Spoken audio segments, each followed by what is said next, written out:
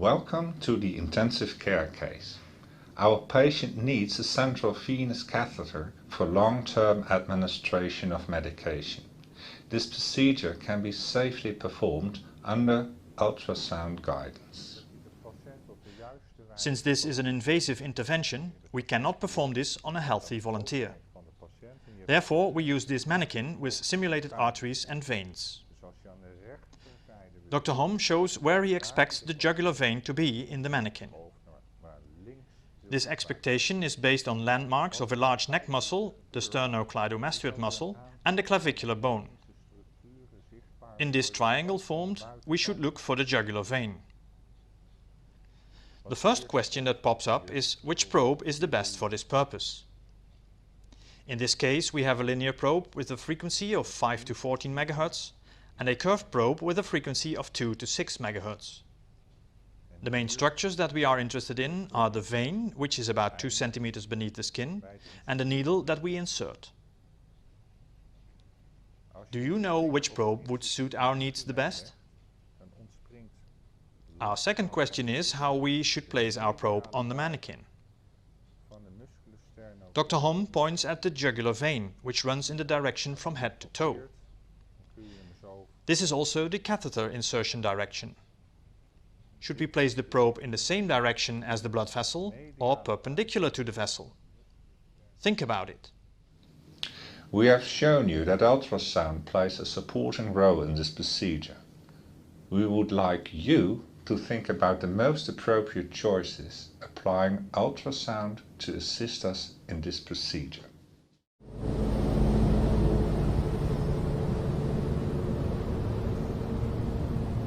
My name is Harold Hom.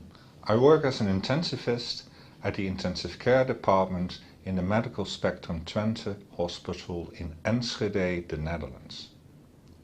In our department, we see and treat patients that require intensive care. Important life functions need to be monitored or controlled, for which they absolutely need to be in hospital. To assist us in monitoring and controlling life functions, we use ultrasound imaging. We use it for diagnostics and guidance during interventional procedures in several situations. Ultrasound at the intensive care is used as an overall check on the health of the patients. The examination should lead to information for the physician or is an indication for more in-depth ultrasound examinations by specialized sonographers. It is important to know that examining the patient with ultrasound requires some time to perform correctly. Therefore, it is important that this is not conducted in an acute hospital setting. The patient should first be stabilized in terms of life functions, after which the ultrasound examination can take place. We can distinguish 3 major purposes for ultrasound on the intensive care. First, it can be used to guide a basic intervention frequently performed at this department. Some patients need medication for a longer period, for which they require a so-called central venous catheter. To minimize the risk of complications during the insertion, such as a bleeding or a collapsed lung, ultrasound guidance can be used. Secondly, patients at the intensive care may have too much fluid in their lungs, lung edema. Since this can be life-threatening, patients should be released of the edema. If this is noticed by the physician, he can decide to use ultrasound guidance to make a small canal to release the fluid. As a third purpose, Dr. Hom can check the functioning of the heart. This hemodynamic monitoring provides the physician information on how the heart contracts, if there is fluid around the heart, how the heart valves function, and whether the patient is underfilled or not. When more specialized information is required, the cardiac sonographer will come in to do this. The rapid assessment of cardiac echo is the subject of a mini-case later in this course. In the next video, you will meet a patient at our department who needs medication for a longer period.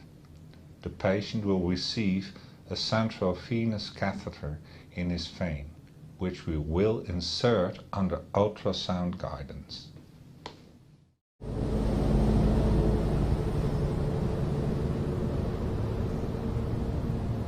My name is Harold Hom.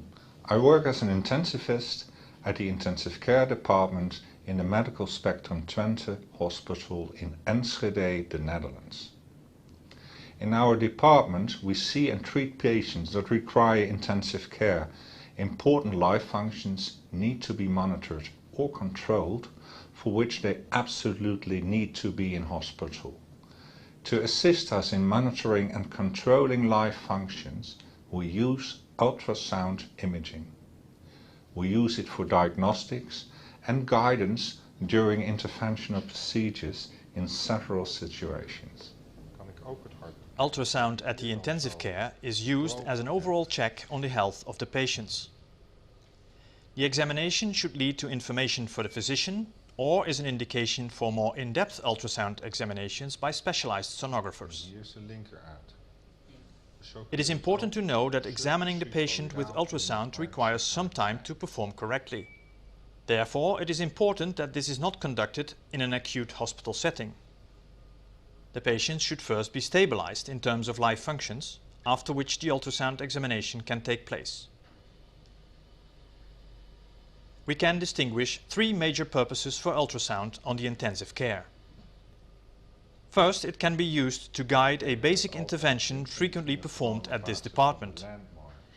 Some patients need medication for a longer period, for which they require a so-called central venous catheter. To minimize the risk of complications during the insertion, such as a bleeding or a collapsed lung, ultrasound guidance can be used. Secondly, patients at the intensive care may have too much fluid in their lungs, lung edema. Since this can be life-threatening, patients should be released of the edema. If this is noticed by the physician, he can decide to use ultrasound guidance to make a small canal to release the fluid. As a third purpose, Dr. Hom can check the functioning of the heart. This hemodynamic monitoring provides the physician information on how the heart contracts, if there is fluid around the heart, how the heart valves function, and whether the patient is underfilled or not. When more specialized information is required, the cardiac sonographer will come in to do this. The rapid assessment of cardiac echo is the subject of a mini-case later in this course. In the next video, you will meet a patient at our department who needs medication for a longer period. The patient will receive a central venous catheter in his vein, which we will insert under ultrasound guidance.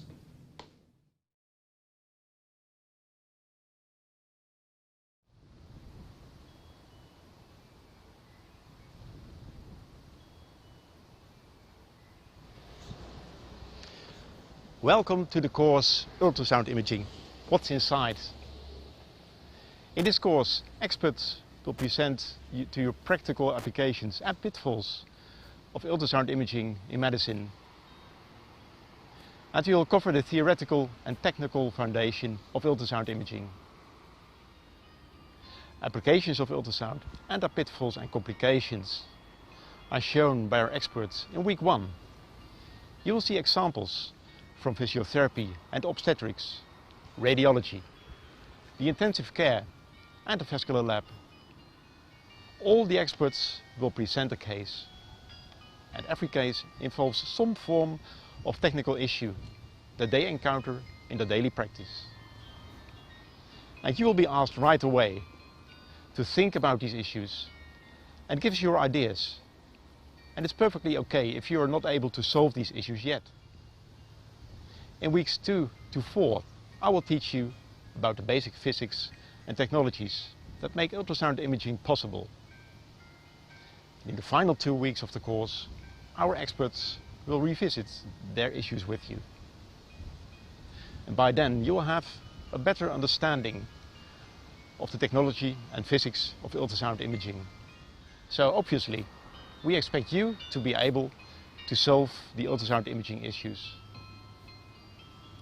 I hope you will enjoy the course and to learn about the medical and the technological aspects of ultrasound imaging. I'm sure that by the end of these 6 weeks, you will be able to merge your medical and technical knowledge into a better understanding. And I'm sure that you are able to improve the practical applications of ultrasound imaging.